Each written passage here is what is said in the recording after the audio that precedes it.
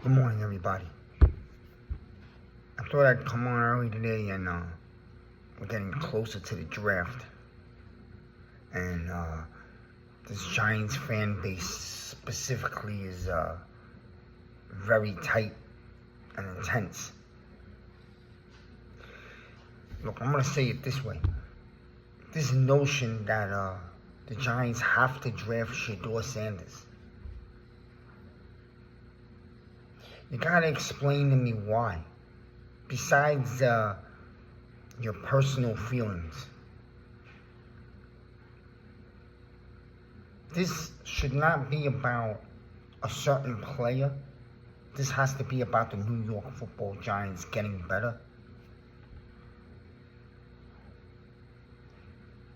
And I guess with a losing over the last 8, 9, 10 years, the fan base has become split, and there's personal feelings going on. But it should be about getting better, the team, the whole franchise. And I think they are making the steps towards becoming a better team. Joe Shane is building. He had a pretty good free agency. I love what he did with the defense.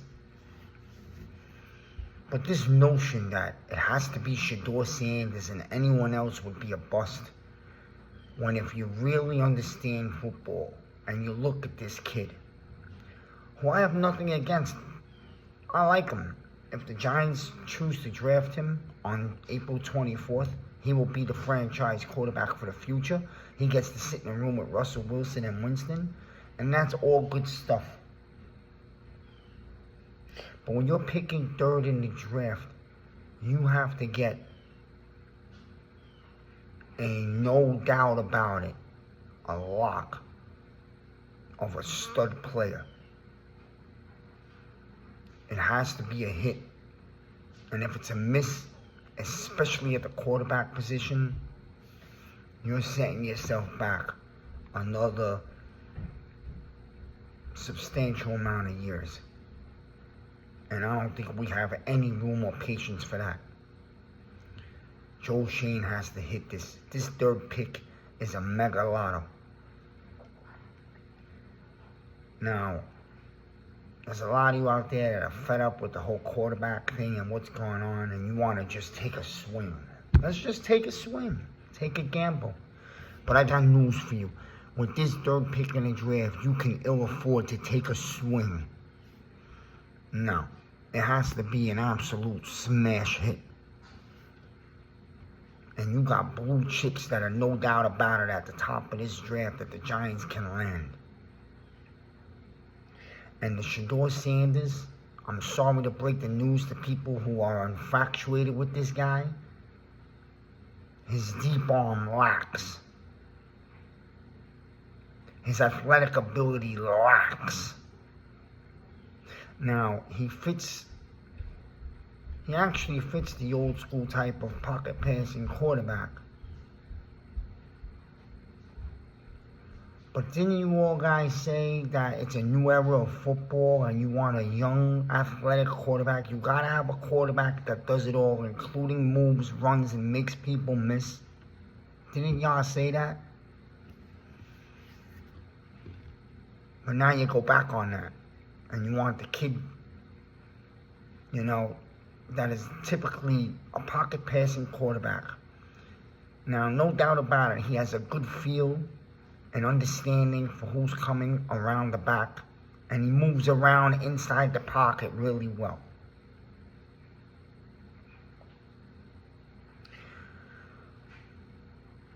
But I'm sorry, man. The kid's not an elite athlete. And he don't have a big-time arm. And he'd be coming to play in the windy swamps of East Rutherford.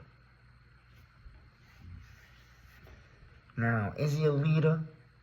Yeah, he could be a leader. He was brought up by a great player, a legendary player, and he was raised the right way. He's a good kid. But here's my thing. At 3, I cannot afford to take a swing, a gamble. Because that's something you could do at 34. And that's why I guess that's why this fan base is torn. You know, when you're looking at Shedure Sanders, you ain't drafting a Peyton Manning. You ain't drafting Tom Brady, which was taken in the late rounds. But, you know, I'm talking about Tom Brady as to the career he's had. John Elway, Brett Favre.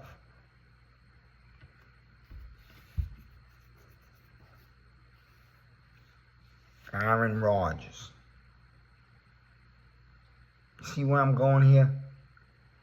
You're not getting a lock franchise elite star quarterback for the next 15 years.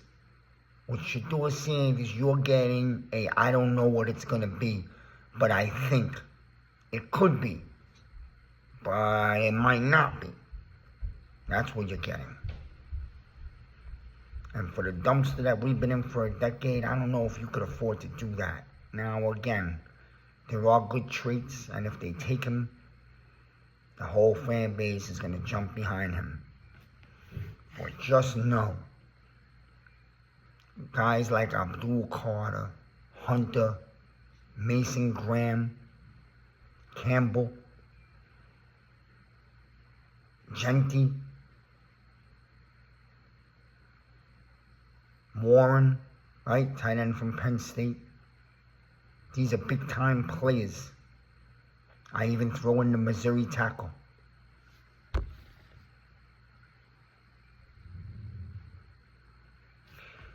You could have one of those, especially when we're talking about a Carter or a Hunter. What about locking up the O-line that's been cancer for a decade? What about Campbell from LSU? And you are done. Your O-line is completely ready to go and could become a big-time O-line. There's a lot of talk of Hunter. I don't buy it. I don't think the Giants are drafting Hunter. But it could come down to Hunter and Sanders at 3. It could. I'm just giving another view.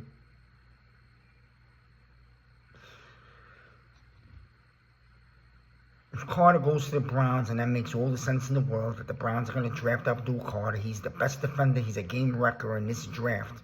A guy everyone knows I'm dying for. You passed on Parsons 4 years ago, and now you're going to miss out on another Parsons. A guy that would make the Giants' defense instantly put us in the top 5 in the NFL. I'd say the best defense in the NFC East. Hands down. But if he don't get to you and you can't do anything about it, and the Browns are going to pair him with Myles Garrett, which is going to be great for them. They're going to have the best pass rushing duo in the NFL for many years to come to counter the Ravens, Steelers, and Cincinnati. It makes the sense. Then the Giants have a big decision. There are a couple of pieces there. We'll see what they go. Personally, I'm not the biggest fan of Hunter. I know he's a unicorn. I know he can play both ways. I believe the Giants might look quietly to trade down. Unless they love Sanders. If they love Sanders, you take Sanders at 3, and we'll just roll with it, and then we'll continue making picks later on. And some people are a fan of this, and some are not. But I'm personally a fan of 2 guys on the next level that can sit for a year, learn, and I love them. And one, I believe Milroe's going to be a beast one day in the NFL. He's going to be something like a Lamar Jackson. Maybe not on that top level, but he's going to bring that type of football to an organization. And I believe Gable would perfectly mold Milroe into one hell of an effective franchise quarterback. And you could build a ridiculous run game around him. Athletically inclined. Like, to me, you haven't seen a quarterback with his athletic ability to me since Lamar came out in the draft. And I think that highly of him. You could work on his throwing, but don't make believe like he doesn't have an arm, because he's got one hell of an arm. The RPO game with him would be ridiculous. The second guy who should have went at the top of this draft, and he's a little older, and people clam on that, but I don't think that's a big deal. That actually plays in favor. And the injuries to the collarbone, and that's Tyler South. To me, is a hidden gem in this draft, and someone's going to steal him in the second round, probably. Maybe late one, maybe second. That kid's going to pay dividends for a franchise in a big way. You could say, nah, all that shit, he's 25, I don't know. He should have been at the top of this NFL draft. And the injuries hampered him. That kid's got a chip on his shoulder. He's got all the tools. He's made for the NFL.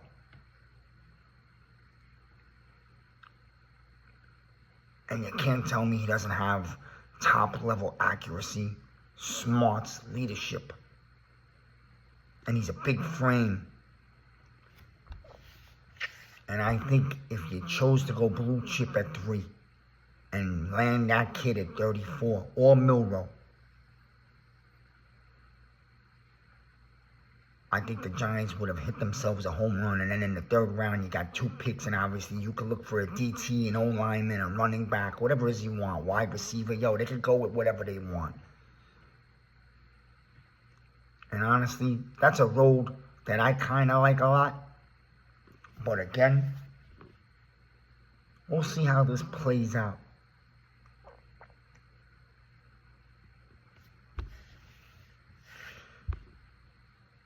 I'll give you another thought of mine. Don't leave this draft without grabbing at least one O-lineman. You got to stop doing that. And preferably probably a guard. Get yourself a guard somewhere in the first 3 rounds. Don't be stupid. Like I said, if there's a trade back to pick up another pick or 2, you got to do it. You know, if you don't love Shedure, if he's not the guy that you're going to go with, and you're aiming for those secondary quarterbacks that are coming here and learn from these 2 veterans for a year, then you take the 3, and the Raiders or the Saints are going to be calling. Maybe you even call the Steelers and said, yo, we have Shedure. He's available at 3. What are you offering us? Because if you could get the Steelers to come up and give you next year's 1, or if you could get the Raiders, who you cannot sell me that the Raiders are going all out Geno, that they're not looking to bring Shedure, and everyone knows Brady's been tied to Shedure, and the Raiders want to come up to 3, and they're going to give you your 6, their 6, and they're going to throw you what? Another second round pick. Maybe you hustle another 4 or out of them, or 3 next year. You collect more picks to build this team. This is the way you build a roster, a team. The Giants are building right now. Now, some people say kick the can. You know, you're hearing whispers about kicking the can to next year. It's a much bigger, more talented quarterback class. Yes, it is. But I'm not a fan of leaving this draft without a 3rd quarterback. I'm not a believer in DeVito. And I'd like to get a kid in here to learn. Take advantage of Russell Wilson for a year. Winston.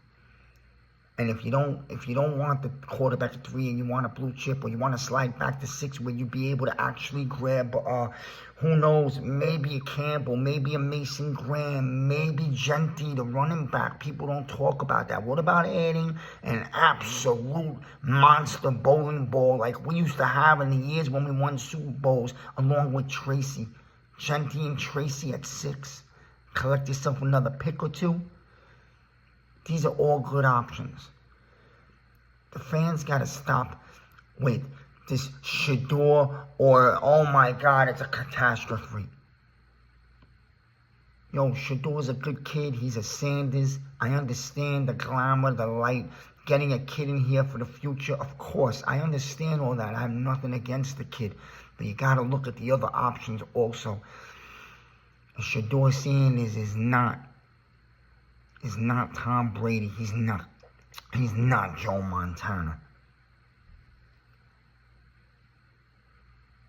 He might be a good quarterback. Let's be honest. He's not going to be a lock franchise star. And the reason why fans have sold themselves that he would be or want to take a swing on him maybe is because we're a desperate organization for a quarterback. But you can't go into the draft acting that way. You just can't. You got to be stable. You got to be logical.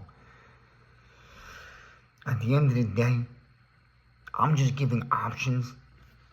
You know, just me thinking. Different doorways to success.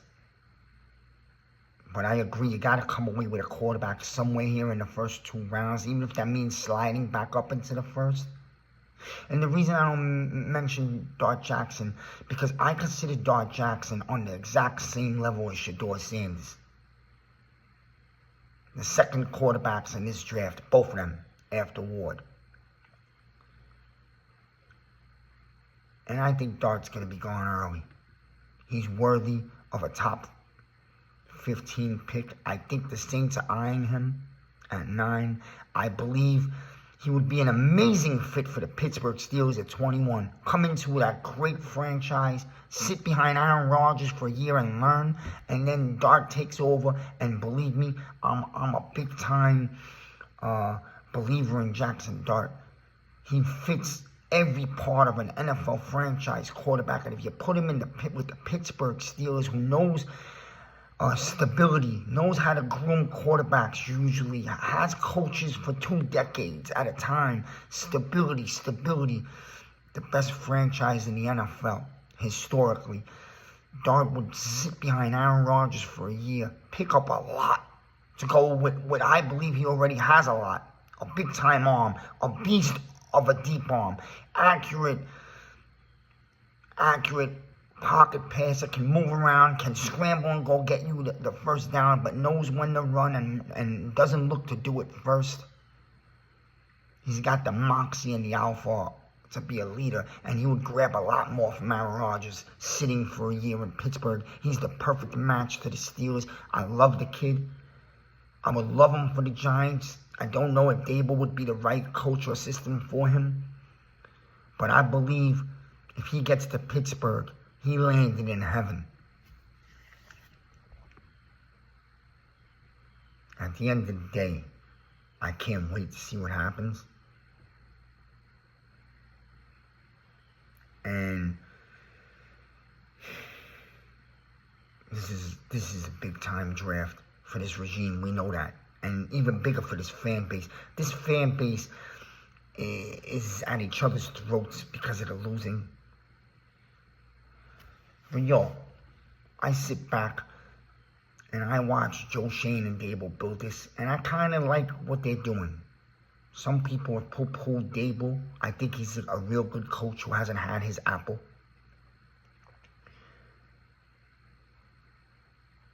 And I think Joe Shane is a sophisticated GM who's getting smarter as he goes. You know, young guys started out for the first time. You got to expect some growing pains. It's happened. But I think he's doing really good things. And he set us up with a lot of money for next year. The draft picks are there this year. Go do what you got to do. If you love Sanders, and we all know he's lived in Colorado for the entire season, basically. So the homework's been done. So you cannot tell me as a fan you know more than Shane and his scouting team.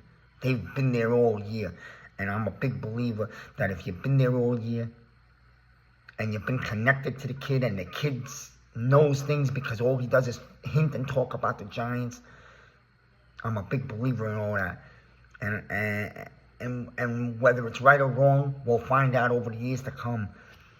But I'm not believing all the smoke screens that they're putting out there every morning. ESPN and all these football analysts come out every day with a new story to keep everybody tuned in. It's like a damn soap opera. You gotta know 90% of this shit is just nonsense. No team's telling you what they're doing at the top. They're not going to allow a team like the Raiders to know, oh, we want Shedure, so why don't you come hop us to the Browns at 2 and take Shedure from us? You know, that's not what they're going to do. You guys got to stop being so gullible. This is lying season. Poker.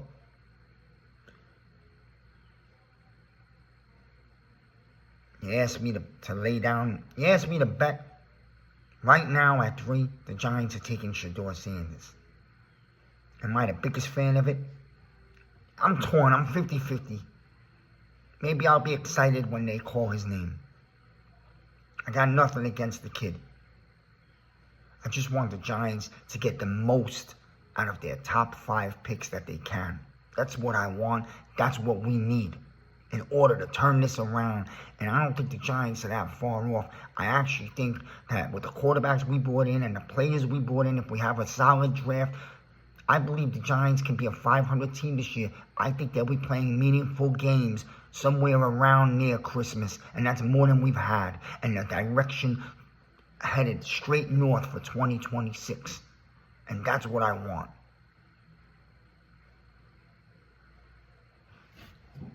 So, hey, the draft is getting closer. We'll see what happens. I'm going to back these guys up, whatever it is. There's not one route. You don't have to grab the quarterback at 3, is what I want to say today. There's different roads to success. Yes, we missed the quarterback last year. Yes, they stayed with Daniel Jones too long. And a lot of that, you know what I believe, was forced by the owner. But we're past that. Lay that to rest. Let's look ahead and see what happens and allow these guys to cook on April 24th, in the midday.